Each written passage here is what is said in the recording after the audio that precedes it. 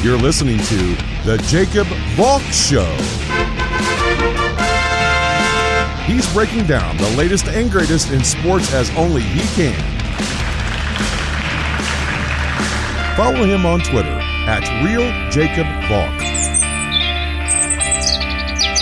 Here he is, Jacob Valk. Hello,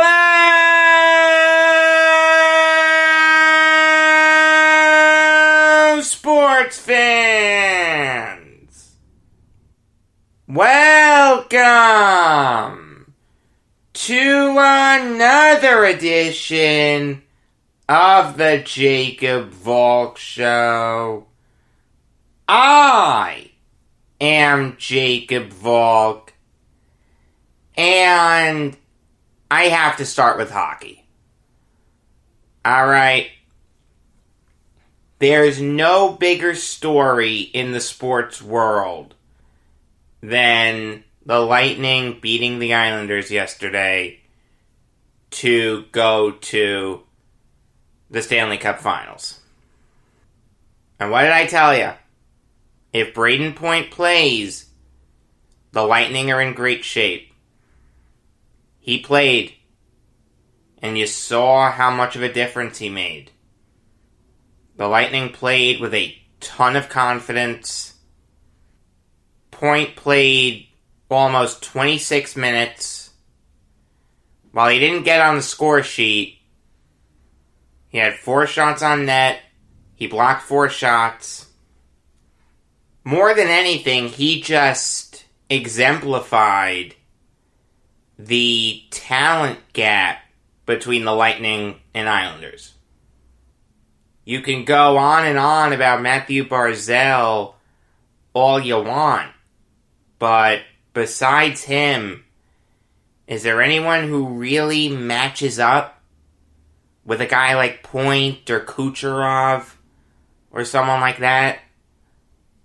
Maybe Anders Lee, if I'm being incredibly generous. I don't even think I'd say that. And then, like a half hour before the game started, you get the news that Adam Pelech is going to be scratched. So Noah Dobson goes into the lineup. I'm not the biggest Dobson fan in the world. I just wasn't that impressed with him when I saw him play this year. I'm not giving up on him. I understand he's young. I'm not looking to give him away for a 7th round pick or anything. But all I'm saying is, I just wasn't that impressed with him his rookie year. Does he have the potential to get a lot better? Yes. But I just wasn't impressed with what I saw from him this year.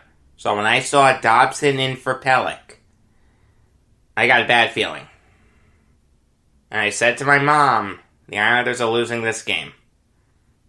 She told me, no, they're not, be confident, blah, blah, blah. No, the writing was on the wall. Now, you may be confused when I say this, but I actually thought the Islanders played really well. Even though they gave up a bunch of shots, and Semyon Varlamov had to stand on his head, I thought the Islanders had some really good chances against Vasilevsky.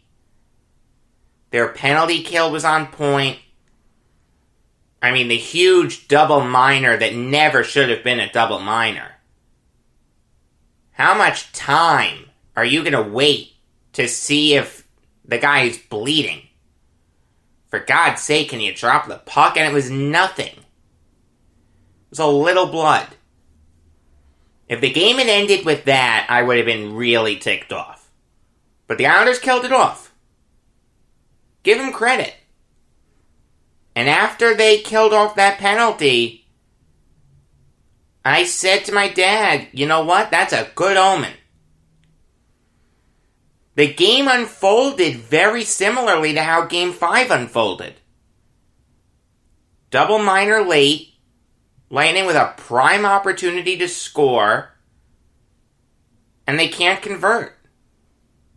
Even the goal that the Lightning scored in regulation was similar to the goal that the Lightning scored in Game 5. A similar part of the ice. Victor Hedman had no one around him.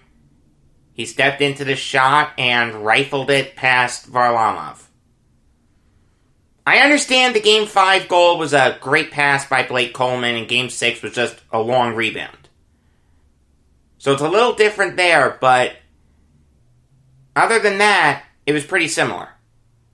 So you combine that with the fact that in Game 5, the Islanders scored first, then the Lightning tied it, and the double minor late that the Islanders killed off. If you believe in omens, the Islanders are forced into Game 7. But after being a brick wall in net, facing 47 shots, stopping 46 of them, on the 48th shot, Varlamov blinked. Good shot by Cirelli. He got a couple lucky bounces off each post, and the puck just barely crossed the red line. I mean, I said to my dad in the third period, the next goal it scored, because I knew it was going to be 2-1. I knew that was going to be the final. The next goal it scored is going to be really soft. It doesn't get much softer than just barely crossing the red line. And Cirelli sold it too. When he started celebrating, like, yeah, I got the puck past Varlamov, the puck didn't cross the red line. That puck was still in play. Varlamov never turned around to try to stop it. If Varlamov had tried to do some crazy acrobatics, maybe, just maybe, it doesn't go in. But the fact that Cirelli celebrated when he did made everyone think that the puck was already in. It wasn't. It was a very heads-up play by Cirelli. I don't know if he thought the puck was across the red line or not, but that decision to celebrate the way he did made everyone in the building think, okay, that's it, game over. There was a little bit of time that something crazy could have happened. Now, I don't want to pin this loss on Varlamov, because nothing could be further from the truth. Without Semyon Varlamov, the Islanders get their doors blown off. There are very few goalies that could go up against this Lightning team and make 46 saves. I mean, Varlamov played great in this series. From games 3 to 6, he made over 30 saves in each game. And this is an incredibly talented Lightning team. I mean, that's the thing.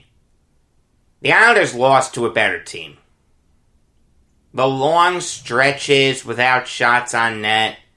The Islanders didn't get a shot in the second period until it was half over. Then after that, they turned on the Jets. I mean, you can make the argument that the Islanders actually played better yesterday than they did on Tuesday. I know that's crazy to say, but the Islanders dictated the terms of some pretty big portions of Game 6. Game 5, they didn't do that. But look, this was an incredibly successful season. The Islanders were light years better than I thought they'd be. This season unfolded incredibly differently than I thought it would. I don't want to go too far into it because you are going to get an Islanders offseason preview tonight. But this team went from being on a huge point streak to slumping at the worst possible time, falling out of the playoffs at the time of the pause, and then rallying together to play some great hockey in the bubble. They are set up fantastically for the future. They have great owners in Ledecky and Malkin. They have a GM in Lamoriello who, look, I'm not the biggest fan of, but I can't argue with results. And they have one of, if not the best coach in the NHL, in Barry Trotz. I mean, I retweeted something from Isles Nation 2 years ago. I was so despondent about the future of this team. John Tavares leaves. They made some stupid win-now moves that I didn't think would pay off. They signed Thomas Hickey to a big contract, Leo Komarov to a big contract. I mean, at the time, I liked the players, but I just didn't get why they were going so crazy in free agency. I wanted them to blow the whole team up. Everyone except Barzal and Beauvillier. You're on the block. I mean, I remember before the season started, not this one, the one before, I think it was the Hockey News had a season preview that said, we rank every team from first to Islanders. Meaning that the Islanders were the worst team in the league, and it wasn't even close. It wasn't even up for debate. I mean, they spoiled it on the cover of the magazine.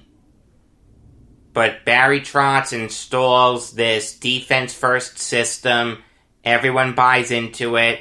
They sweep the Penguins. Then they get swept by the Hurricanes. But, hey, they got into the playoffs. And they went around.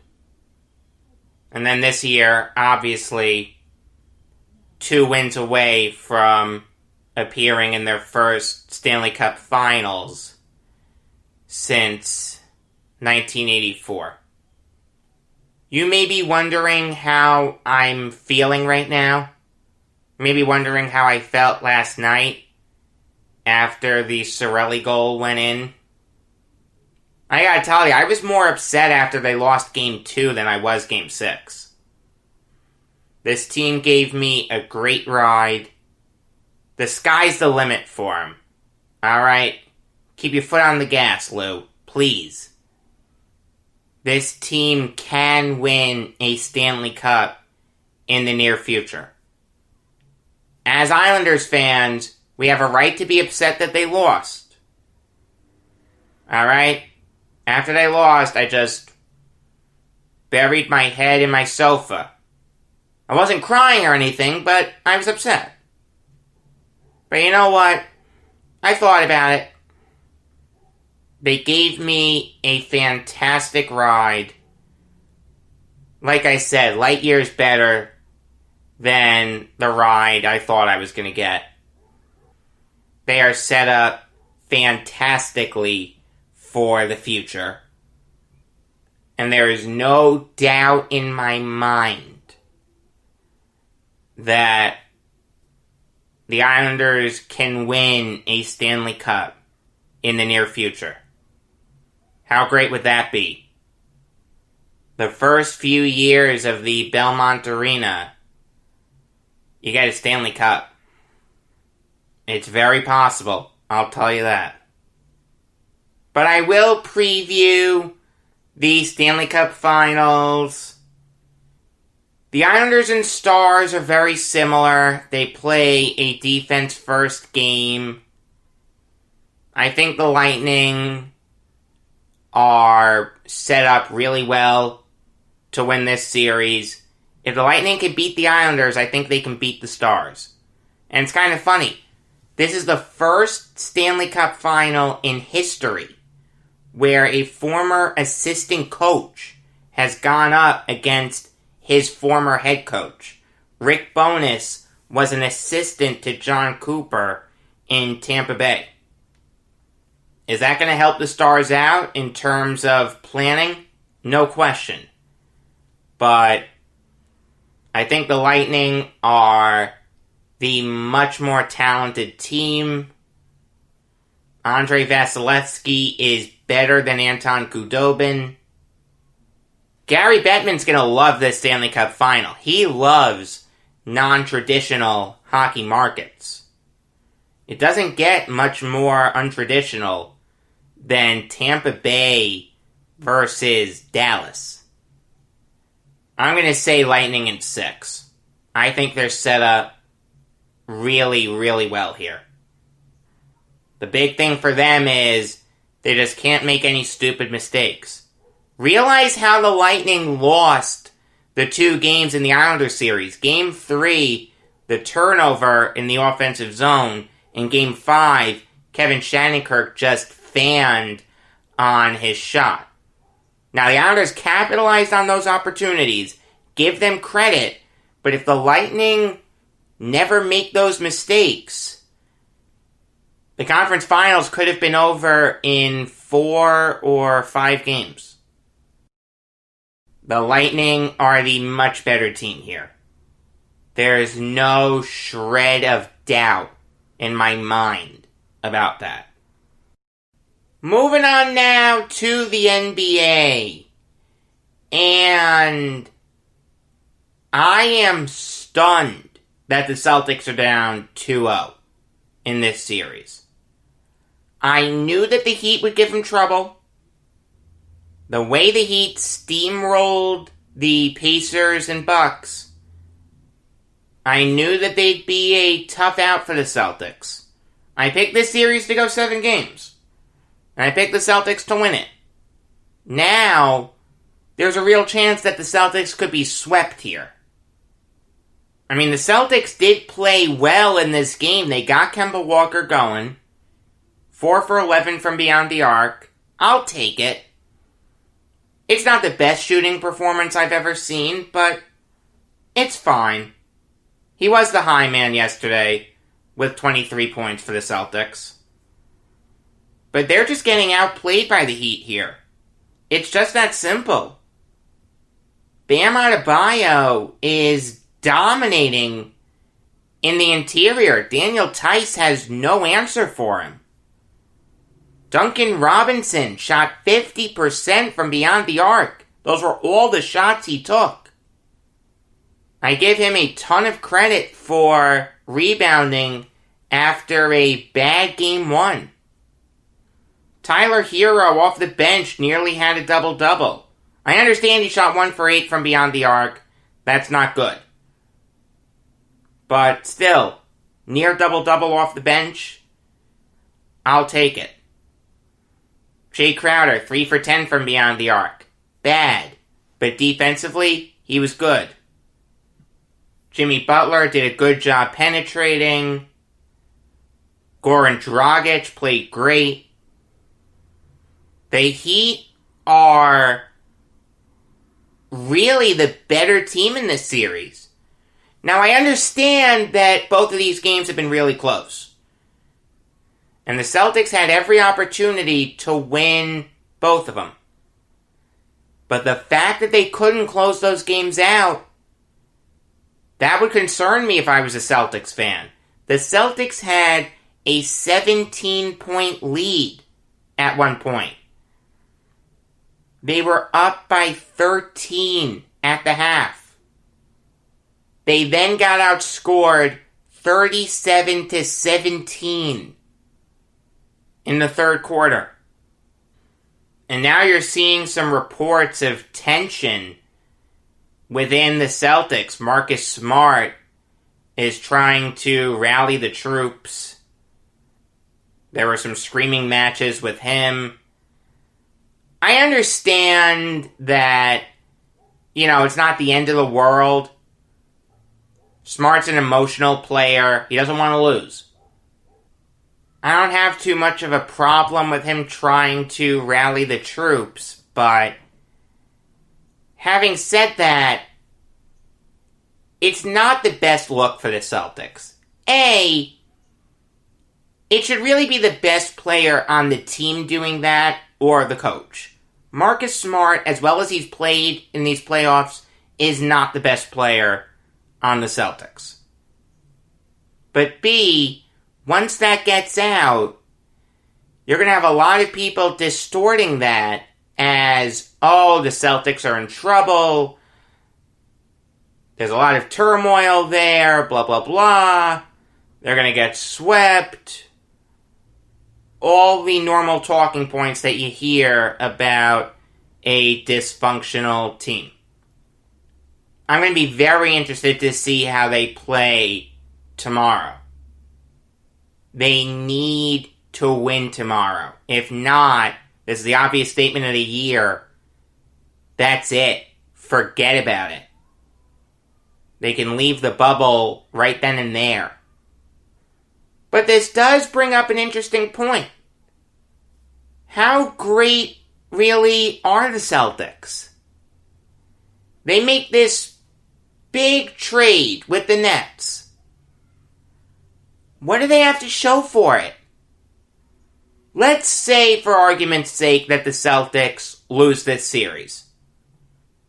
With Brown and Tatum on the roster, which is all they have left to show from that trade, the Celtics got control of 4 Nets first-rounders.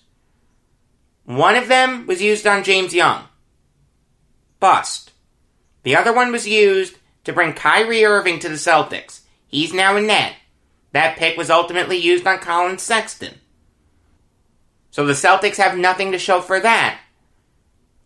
For that trade to really turn out as bad as people say it is, the Celtics need to win with Tatum and Brown. Every year, it's an Eastern Conference Finals exit for them. And they had a tough time getting past the Raptors. How great really are the Celtics? Is that trade really as bad as the Louisiana Purchase? Or the Red Sox selling Babe Ruth to the Yankees, like ESPN said in the 2018 draft? At the end of the day, picks are only good if you use them correctly. Jason Tatum and Jaylen Brown can spend their whole careers with the Celtics, and they can have long careers. They could end up with their number retired, maybe even Basketball Hall of Fame, way, way, way down the line. But if they don't win anything in Boston, was it really that bad? If they turn into Karl Malone and John Stockton 2.0, was the trade that bad? Yes, it set the Nets back for a few years. Those were god-awful teams. But what do the Celtics have to show for it? Nothing. This was a golden opportunity for them to win. Next year, it's only going to get harder for them. Because Durant and Kyrie are going to be back. It was a terrible trade for the Nets. And there's still time for the Celtics to win with Tatum and Brown. But as of right now, while it's a really, really, really, really, really bad trade, it's not as bad as the Kobe trade, the Pippen trade, or the Dirk trade. Not even close. But now it's time to preview Lakers Nuggets. And these teams are more similar than you'd think. They both revolve around 2 players. The Lakers revolve around LeBron and AD. And the Nuggets revolve around Murray and Jokic. LeBron is going to torch Jamal Murray or whoever is lined up against him. The Nuggets don't have anyone that can stop him, but Davis is going to have to work against Jokic. He's going to have to work harder than he's worked all playoffs. Because Jokic is better than Nurkic, he's better than Whiteside, and he's better than any so-called center that the Rockets threw out. I'm going to be very interested in seeing how that battle plays out. I'm also going to be interested to see what supporting cast steps up. Can Rajon Rondo continue being playoff Rondo? Can Kyle Kuzma step up? Can KCP step up? Can Danny Green step up? Can Alex Caruso step up? And on the Nuggets side of things, can Michael Porter Jr. step up? Can Jeremy Grant step up? Can Gary Harris step up? Can Monte Morris step up? Can Paul Millsap step up? Can Torrey Craig step up? Can Mason Plumlee step up? This isn't going to be a battle between LeBron and AD versus Jokic and Murray. We all know that those four guys are going to get theirs. But whatever team gets a better contribution from their less heralded players, they're going to have the edge in this series. I'm going to be very interested in seeing what both coaches do. I like Frank Vogel, but I love Mike Malone. The Nuggets have the edge there, but I'll be interested in seeing how both coaches try to get their third, fourth, and fifth bananas involved. At first glance, you may be tempted to write off the Nuggets, but this team is really, really good. It takes a ton of skill and a ton of perseverance to come back from 3-1 series deficits in back-to-back series. The Lakers need to play a full 48 minutes. Don't let up for a second. Their Staples Center brethren did that a few times. Look where they are now. I don't care what the situation is. You cannot count the Nuggets out. But I don't think LeBron is going to let his teammates get complacent. If he sees someone dogging it, he'll call him out. All in all, I think the Lakers supporting cast is better than the Nuggets supporting cast. I'll take Kuzma and Rondo over Porter and Grant. Or Porter and Harris, Porter and Millsap, whoever you want to say. And I'll take LeBron and AD over Murray and Jokic. I'm going to say Lakers in 6. Moving on now to the NFL. And the Battle of Ohio was probably the best game of this young NFL season. I understand that we're only a little over 1 week into the season, but you have two really good young quarterbacks balling out. Joe Burrow was insane. 37 for 61. The guy threw 61 passes and threw for over 300 yards, which is to be expected. He threw for 3 touchdowns, to be expected. No interceptions. a quarterback in his second start in the NFL was asked to throw 61 passes and didn't throw a pick. He lost a fumble. Okay. Bad look, but no interceptions. The Bengals have their guy. Joe Burrow is going to win a playoff game with the Bengals. Hell, he may win multiple playoff games with the Bengals. He is the real deal. And I was saying that before the draft, but the way he's played these past couple games has just reaffirmed my confidence in him. The thing that scares me about the Bengals is, other than him, Tyler Boyd, and CJ Uzomah, no one showed up for the Bengals. And even then, Uzomah tore his Achilles. He's out for the year. The Uzomah injury is devastating for the Bengals. Him and Burrow really liked each other. Joe Mixon was invisible.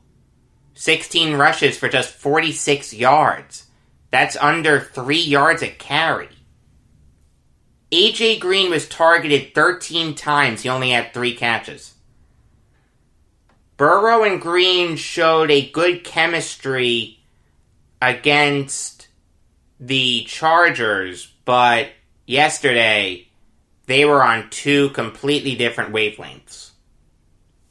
The 2 of them need to get that sorted out before they face the Eagles 9 days from now. Fortunately, they have a long time to do that. The future is bright in Cincinnati with Burrow. Yeah, he's going to have some growing pains. Losing Uzomah is really going to hurt him. And this running game needs to get going, or else Burrow's going to be asked to throw 60 passes every time out. That can end very badly. You don't want to put too much on his plate right away, but I really think this kid's the real deal. As for the Browns, this is what they're capable of. Putting up 35 points. Baker Mayfield playing great. 16 for 23, 219 yards, and 2 touchdowns. The bomb that he threw to Odell Beckham for that touchdown was a picture-perfect ball. It was really nice to see those guys get on the same page. Mayfield threw a bad interception to William Jackson, but look, he felt the pressure. He made a bad decision. Alright, that happens. I can't go too crazy about it. Should he have thrown the pick? Obviously not, but it was a justifiable pick. I know why he threw it. He was under pressure, he was forced to make a decision, and he made a bad one.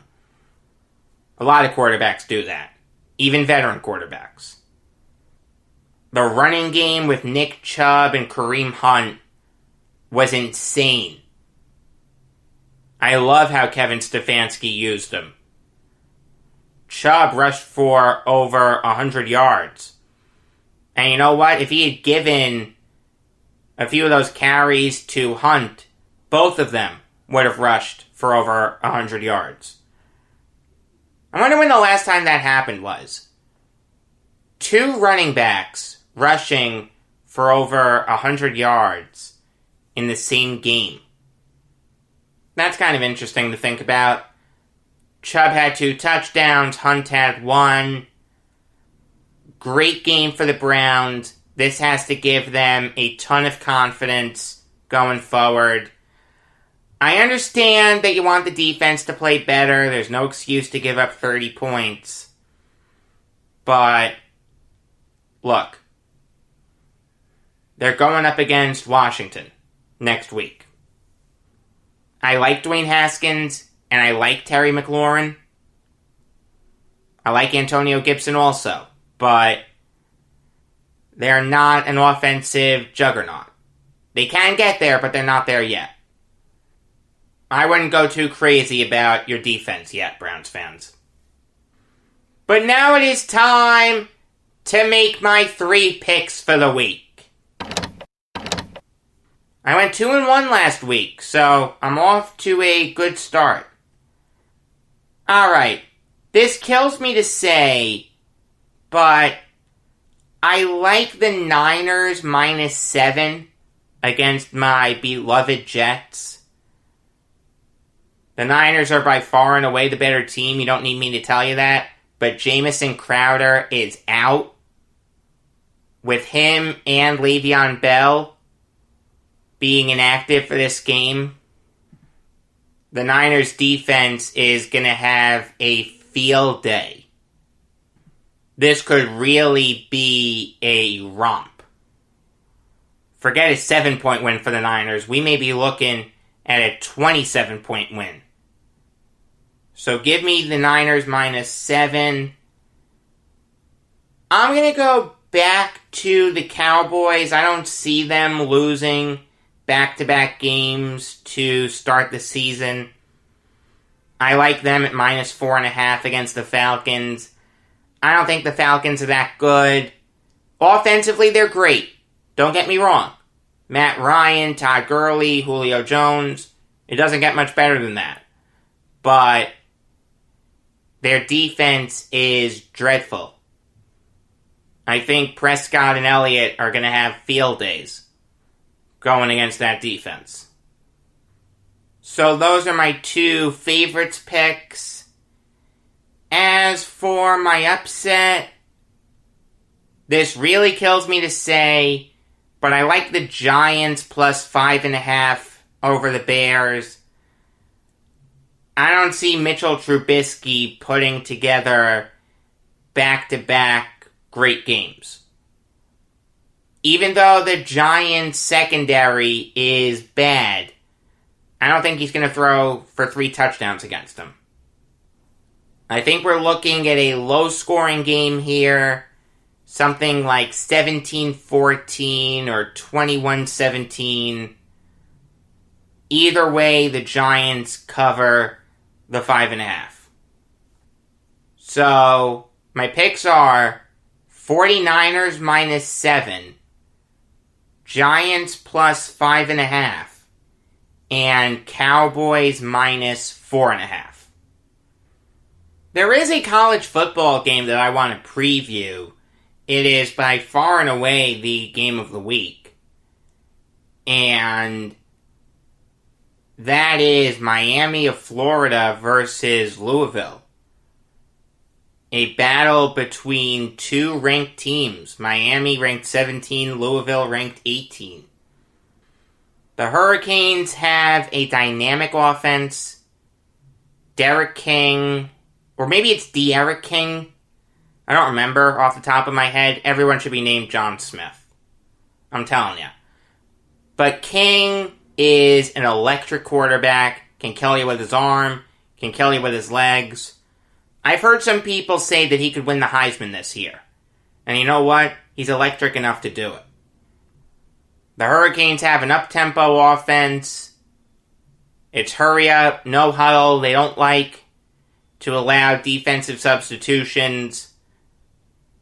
Cameron Harris really thrived in it last week. I think you'll see him thrive again.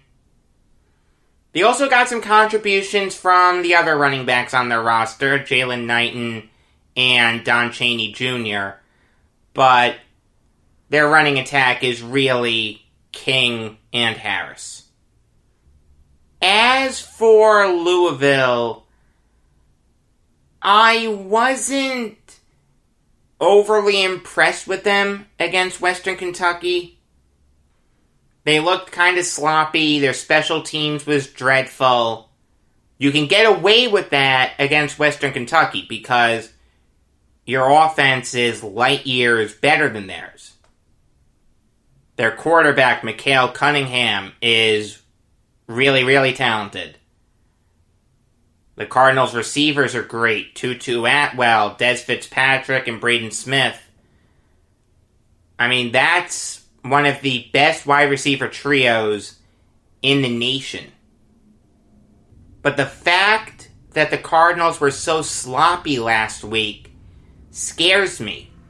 They're not going to be able to run roughshod over the Miami defense. I understand that the Hurricanes defense isn't great, but they're a hell of a lot better than Western Kentucky's defense. All in all, I like Miami to win this game. I think it's going to be high scoring. The over-under is 64.5. Bet the over. I think the Canes have this. There are a few hockey stories to get to, and the first one concerns the Arizona Coyotes. I skipped over Bill Armstrong officially being hired as their GM because I said he was the front runner. I went in depth on him. I didn't want to repeat myself. But it seems like he can hit the ground running. Because he's had a few players draw trade interest. Namely, Darcy Kemper, Oliver Ekman-Larsson, and Nicholas Hjalmarsson. Kemper is a solid 1B goalie in this league. In the playoffs, he did not play well. But, again, he shouldn't be starting in the playoffs because he's a 1B goalie. The Coyotes evidently liked him a lot more than Antti Ranta. They probably should have gone to Ranta at least once. Oliver Ekman-Larsson has been rumored to be on the trade block for a while. Really good offensive defenseman. He has 2 20-goal seasons to his name. Last year he had 30 points in 66 games. He's one of the more underrated players in the game. I remember there was a time that Islander fans were really calling for him. He'd make a ton of sense on any contender. And the other defenseman, Nicholas Hjalmarsson, makes perfect sense to trade.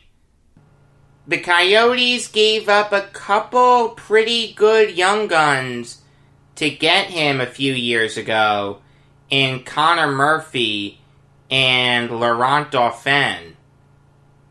I hope I pronounced that right. And it didn't work out for anyone. Dauphin didn't work out for the Blackhawks. Murphy is okay. Not great, not terrible. And Hjalmarsson has done nothing since going to the Coyotes. He's played in 157 games for him. He only has 2 goals. He only has 24 points. Yes, trade Hjalmarsson. I have no problem with that. Kemper and Ekman-Larsson, I'm not as gung-ho on trading. The Coyotes did just sign Adin Hill to an extension. So if they're really comfortable with him, you can make Ranta the starter and Hill the backup. That's not terrible. Oliver Ekman-Larsson I like, but he's on a big contract. It's not the end of the world if you want to trade him.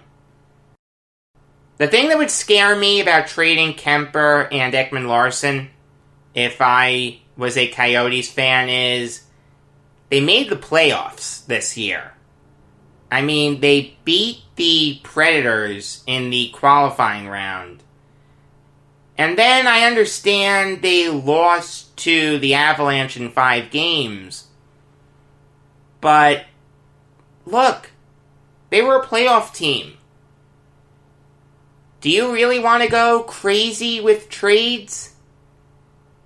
If I was Armstrong, I would just let this team go as far as it can. I wouldn't go crazy right now.